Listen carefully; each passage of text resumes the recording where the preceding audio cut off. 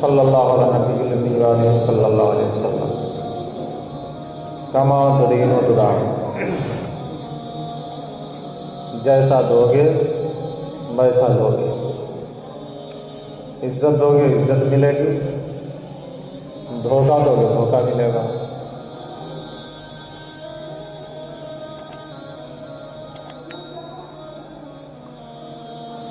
دنیاوی زندگی گزارنے کے لیے بسا اوقات لوگ بے راہ روی کا شکار ہو جاتے ہیں اور شکوہ و شکایت اپنی زبانوں پر لاتے بھی ہیں۔ اللہ تعالیٰ نے قرآن پاک میں ارشاد فرمایا، لا یکلف اللہ نفسا الا وسعها لها ما کسبت وعلیہا ما اکتسبت۔ اللہ کسی بھی جان کو اس کی وسعت، اس کی طاقت سے زیادہ مکلف نہیں بناتا۔ اگر آپ پر کوئی بوجھ ڈالا گیا ہے تو آپ سمجھ لیجئے کہ آپ کا نفس اس کی صلاحیت رکھتا ہے، اس کی وسعت رکھتا ہے، اسی لیے رب نے آپ پر وہ کام ڈالا ہے۔ لہا ما کسبت، ہر جان کے لیے وہی ہے جو اس نے کمایا، ہر جان کے لیے وہی ہے جو اس نے کمایا ہے، وعلیہا ما اکتسبت، اور ہر جان پر وہی ہے جو اس نے کمایا۔ ایک جان کے لیے ہے اور ایک جان پر۔ تو جان کے لیے جو اچھائیاں کمائیں وہ بھی اسے ملے، اور جو برائیاں کمائیں وہ بھی اسی کی جان پر آنا۔ تو جو جیسا کماتا ہے اسے ویسا ہی ملتا ہے۔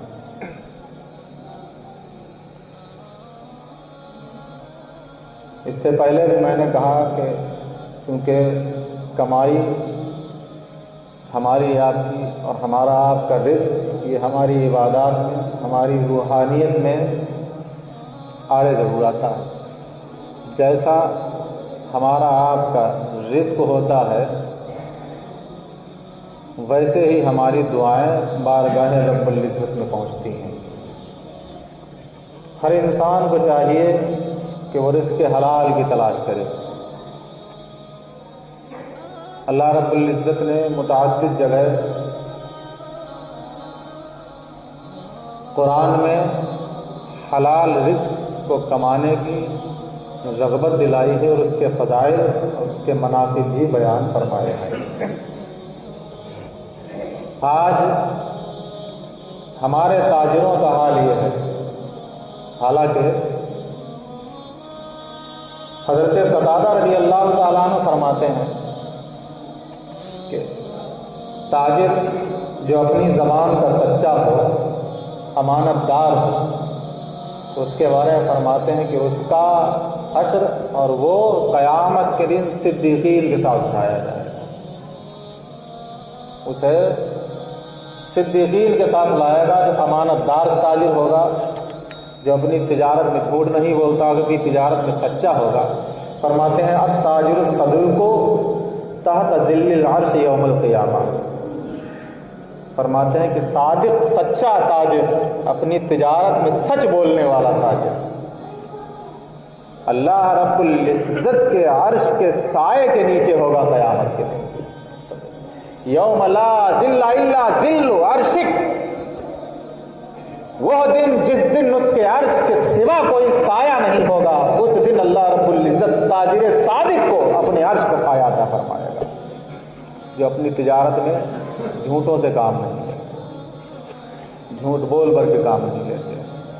اللہ کے نبی صلی اللہ تعالی علیہ وسلم نے ارشاد فرمایا، تاجروں کا معاملات ایسا ہو گیا ہے کہ اب اللہ کے نبی نے بھی فرما دیا اس وقت کے تاجروں کے معاملات ایسے ہیں کہ ان میں سے اکثر کیا ہوتے ہیں، فاجر ہیں، جھوٹ کا سہارا لیتے ہیں اپنی تجارت میں۔ آپ کوئی بھی چیز آپ ایک کی لائے، آپ 100 کی بیچیے، شریعت نے منع نہیں کیا ہے، آپ کی چیز ہے، آپ ایک کی نہیں 1000 کی بیچیے۔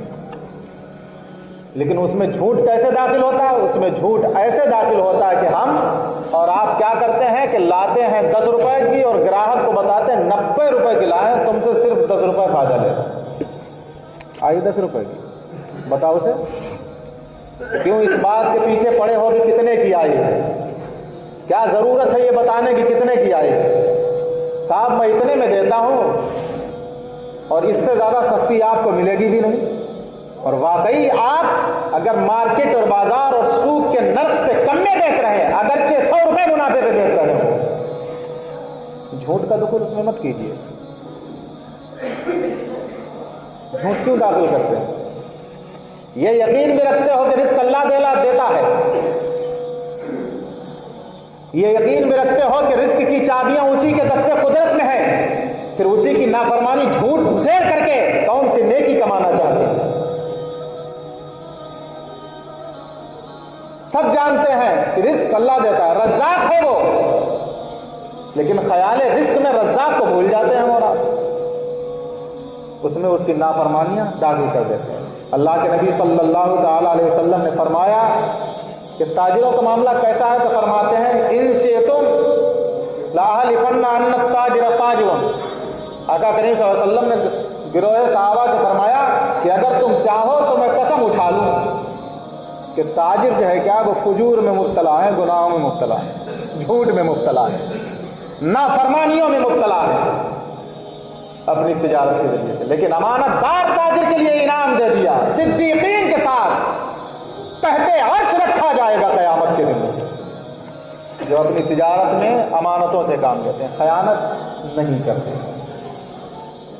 दुरूद पाक पढ़िए, अल्लाहुम्मा सल्ली अला सय्यिदना मौलाना मुहम्मद व बारिक वसल्लिम सल्लु अलैहि सलातुम व सलामन अलैका या रसूलल्लाह। और दूसरी जगह इरशाद फरमाया कि मुझे ताज्जुब होता है ताजिर के मुखलिस होने पर, कि वो दुकान पर खड़े होकर के तो अपने कारोबार पर खड़े होकर के तो खुलूस का इजहार करता है। अरे मौलवी साहब आपके लिए तो बस इतने कि आपसे कोई बेनिफिट थोड़ी ले रहा है, लेकिन शाम को जब लेटता है तो अब मुआज़बा करता है, देखो यार मैंने कितने की दी और कितने बताया मैंने और कितने की चीज़ थी। ये तो ताज्जुब होता है ऐसे ताजिर पर मुझे कि जो दिन में तो क्या है खुलूस का इजहार करता है, मुखलिस बना पड़ा है, लेकिन फिर अपना मुहासबा करता है रात को। तो ऐसे मुखलिसीन ताजिर कि जो सामने तो खुलूस का इजहार करते हैं और फिर अपना बना करके लूटते हैं, कहते हैं आप तो अपने हैं, आपसे क्या लेना। एक चोर है, एक डकैत है, एक ठग होता है। चोर डकैत ये इतने खतरनाक नहीं होते जितना खतरनाक ठग होता है। चोर चुपके से घुसता है, चोरी कर ले जाता है। डकैत दिन दहाड़े कान पर बंदूक रख के कहता चलो निकाल दो जो कुछ हो सब। और ठग क्या करता है? ठग तो पहले अपना बनाता है, पहले भरोसे में लेता है, अपना बनाता है, उसके बाद फिर लूटता है। तो ताजिर ठग बन जाते हैं जो अपने बन करके लूट लेते हैं, अपना बना करके लूटते हैं। आला हज़रत इमाम इश्क मोहम्मद नबी, ये जो तुझको बुलाता है ये ठग है, मार ही रखेगा, हाय मुसाफिर दम में ना आना, मन कैसी मत वाली है। चोर डकैत नहीं कहा, आपने ठग कहा है। क्यों? क्योंकि ये अपना बना के लूटता। और सबसे ज्यादा तकलीफ उसी वक्त होती जब कोई अपना बना के लूटता। चोर चोरी कर रहा है, पता ही नहीं किसने चोरी की, गमगीन है भाई, माल तो चला गया। डकैत उसने दिन दहाड़े खुले आम लूटा, लेकिन ये ऐसा छुप करके आता है कि अपना भी बना रहता है, तुम्हारा भी बना रहेगा, और तुम्हें ऐसे लूट खाएगा, ऐसे लूट खाएगा कि जब उसकी दिल और उसके धोखे धड़ी पर इत्तला होती है तो दिल को वो तकलीफ पहुंचती है जो न चोर पहुंचा सकता है न डकैत पहुंचा सकता है। ठग बन जाते हैं। तो कहते मुझे ताज्जुब होता है कि वो दिन में क्या है खुलूस का इजहार करता है और रात को फिर अपना मुहासबा करता है। दुरूद पाक पढ़ो, अल्लाहुम्मा सल्ली अला सय्यिदना मौलाना मुहम्मद बारिक वसल्लिम सल्लु अलैहि सलातुम व सलामुन अलैका या रसूलल्लाह या नबी अल्लाह या हबीब अल्लाह। बाज़ अहले इल्म का कौल है, बाज़ उलमा फरमाते हैं कि 4 किस्म के लोगों से दीनों दुनिया की ज़रूरियात लोगों की वाबस्ता होती है। 4 लोग ऐसे हैं कि जिनसे लोगों की दुनियावी, लोगों की दीनी ज़रूरियात उनसे वाबस्ता होती हैं। और वो 4 लोग कौन कौन हैं? तो फरमाते हैं उलमा हैं कि जिनसे लोगों की ज़रूरियात वाबस्ता होती हैं। तो उलमा से ज़रूरियात दीनी और दुनियावी वाबस्ता होती हैं। तो फरमाते हैं चूँकि उलमा انبیاء کے وارث ہیں اور انبیاء نے اپنی وراثت میں علم چھوڑا ہے. انبیاء نے اپنی وراثت میں علم چھوڑا ہے تو وہ اپنے علم کے مطابق عوام کو آخرت کی طرف بلاتے اور کھینچتے رہتے ہیں.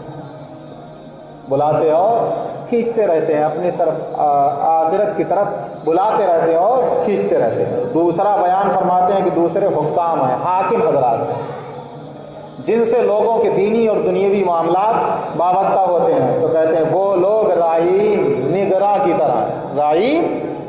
رائی کہتے ہیں چرواہے کو.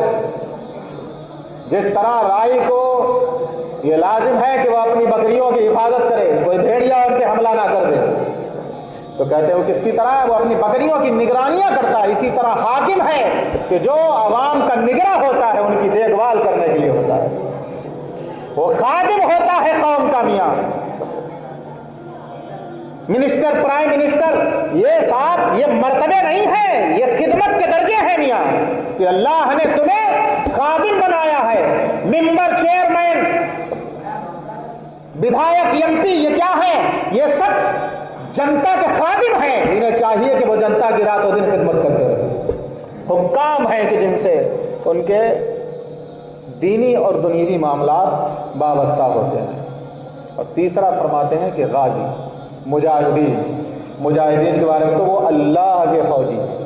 مجاہدین وہ اللہ کے فوجی ہیں جو منکرین خدا، منکرین ذات خدا، منکرین رسالت صلی اللہ تعالی علیہ وسلم کو سزا دے، ان کی تعریف کرے، انہیں ادب سکھائے. اور چوتھے فرماتے ہیں اہل کسب. اہل کسب یعنی تاجر لوگ. چوتھا کون ہے؟ تاجر لوگ ہیں. کہتے ہیں اہل کسب تو وہ لوگ مصالح خلق کے لیے اللہ کے امین ہیں. اللہ نے انہیں امین بنایا ہے، امانت دار بنایا ہے. وہ مخلوق کی مصلحتوں کے امین ہیں. ان کے پاس لوگوں کی مصلحتیں امانت رکھی گئی ہیں. اب ان مصلحتوں میں وہ لوگ اگر امانت داری کرتے ہیں تو اپنے رب کو راضی کرتے ہیں، اور اسی میں اگر خیانت کرتے ہیں تو اپنے رب کے قہار کے غضب کے لیے تیار رہیں کہ وہ ان سے قیامت کے دن ناراض ہوگا. پھر انہیں کوئی بچانے والا نہیں ہوگا جو ان کی کوئی مدد کر سکے، ان کی کوئی سفارش کر سکے جو انہیں بچا لے. تو چوتھے وہ تاجر ہیں کہ جو خلق کے مسالے کے اللہ رب العزت نے مصلحتوں کے، مخلوق کے مصلحتوں کے اللہ رب العزت نے امین بنائے ہیں کہ وہ امانت لوگوں کی مصلحتوں میں کرے. پھر فرمایا کہ عمرا لوگوں کے مقتدا ہیں. لوگوں کو چاہیے، عمرا اور علماء لوگوں کے مقتدا ہیں. لوگوں کو چاہیے، عوام کو چاہیے کہ وہ ان کی پیروی کریں، ان پر اتباع لازم ہے. اور آگے پھر مقتدا کے لیے فرماتے ہیں مقتدا کی ذمہ داری یہ ہے کہ وہ ان کی خیر خواہی کرتا رہے، ان کے ساتھ انصاف کرتا رہے. لیکن آج نہ عمرا میں انصاف دکھائی دیتا ہے. جو صاحب جاہو جلال ہیں وہ میاں انصاف پرستی سے کام نہیں لیتے، وہ انصاف کو بھول جاتے ہیں. جہاں لوگوں کی تعداد بڑھ جاتی ہے، جہاں ان کے اپنے ذاتی مفاد بڑھ جاتے ہیں، بات ان کی کہی جاتی ہے جن سے ذاتی مفاد منسلک ہوتے ہیں. ملی اور سماجی مفاد کو کوئی ترجیح دیتا نظر نہیں آتا عمرا میں، حکما میں.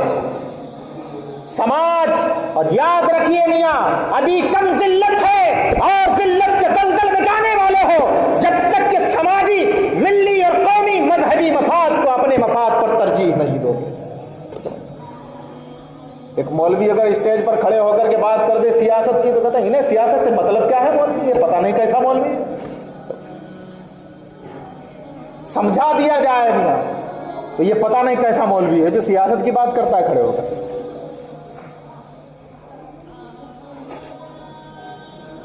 ہم اپنے مفاد کو، ہم اپنی پاور کو استعمال اگر کر رہے ہیں تو وہ صرف اپنے مفاد کے لیے، نہیں دیکھ رہے ہیں کہ قوم کہاں جا رہی ہے، ملت کہاں جا رہی ہے، سماج کہاں جا رہا ہے، مذہب کہاں جا رہا ہے، اس کی پرواہ ہم نہیں کرتے. اپنے قدم کا فائدہ دیکھ رہے ہیں مجھے اس نیتا سے کتنا فائدہ پہنچ رہا ہے. کسی کا بھائی کھڑا ہے تو کسی کا رشتہ دار کھڑا ہے تو اب ہم نہیں دیکھیں گے اگرچہ وہ ووٹ ہماری پاور گڈھے میں جا رہی ہے، ہم گڈھے میں ڈالنے کے لیے تیار ہیں. نہیں دیکھ رہے ہیں کہ ہماری اس پاور سے قوم کا، ملت کا، مذہب کا، سماج کا، جنتا کا نقصان کتنا ہوتا ہے. جو قوم کی خدمت نہیں کر سکتا وہ کبھی بھی مخدوم بن نہیں سکتا. جن کے دلوں میں قوم کی خدمت کے جذبے ہوتے ہیں اللہ رب العزت انہیں دنیا کا مخدوم بنا دیتا ہے. آج بھی دیکھ لو کہ جنہوں نے خدمتیں کی ہیں آج وہ زمین کے اندر موجود ہیں لیکن لوگوں کے مخدوم بنے ہوئے ہیں, لوگوں کے طاقے ان کے دروں پر لگے ہوئے ہیں. کیوں؟ کیونکہ وہ خادم تھے, اللہ نے انہیں مخدوم بنا دیا. تو حکام انصاف پرستی سے کام نہیں لیتے, انصاف بھول جاتے ہیں. جہاں اپنا فائدہ ہے وہاں ہم سب کچھ بھول جاتے ہیں. یاد رکھو اللہ رب العزت نے تمہیں رائی بنایا, نگراں بنایا. تم نے کیسے کچھ بکریوں کی رکھوالی کی اور کچھ کی نہیں کی, کچھ کو جانے دیا. ان کے بارے میں نہیں پوچھا جائے گا کہ یہ کیوں گئی, پوچھا جائے گا. ہر چرواہے سے اس کی بکریوں کے بارے میں پوچھا جائے گا. مطلب یہ ہر حاکم سے اس کے محکوموں کے ماتحتوں کے بارے میں پوچھا جائے گا کہ تو نے ان کے حقوق ادا کیے تھے یا ادا نہیں کیے تھے. اگر نہیں ادا کیے تھے تو جواب دے آپ ہوں گے اور آپ سے ضرور پوچھا جائے گا. تو حکام, فرمایا کہ حکام, عمراء اور علماء کی پیروی عوام پر لازم و ضروری ہے کہ وہ ان کی پیروی کریں. اور علماء اور مقتدا کو چاہیے کیا کہ وہ ان کی خیر خواہی اور ان کی مصلحت کے جو کام ہوں اور ان کے ساتھ انصاف پرستی سے کام کریں. اگر انصاف پرستی بھول جائیں گے تو پھر سب سے بڑا حاکم بھی میاں جس کا آپ اعتقاد رکھتے ہیں وہ بھی موجود ہے, وہاں کی تو سب فنا ہے, موجود تو وہی, تو وہ حاکم حساب لینے والا بھی ہے. اور فرماتے 3 خوبیاں جس تاجر میں ہوتی ہیں وہ تاجر ہمیشہ کامیاب رہتا ہے. اس تاجر میں, تاجر کو تو سمجھ ہی رہے ہیں, ہر کاروبار کرنے والا تاجر ہے. اپنی تجارت سے مصطفیٰ کریم صلی اللہ علیہ وسلم کی صداقت کا اظہار کیجیے. اپنی تجارت سے آپ کی امانت, آپ کی رواداری, آپ کی الفت و محبت, آپ کی امانت داری آپ کی تجارت سے ظاہر ہونا چاہیے.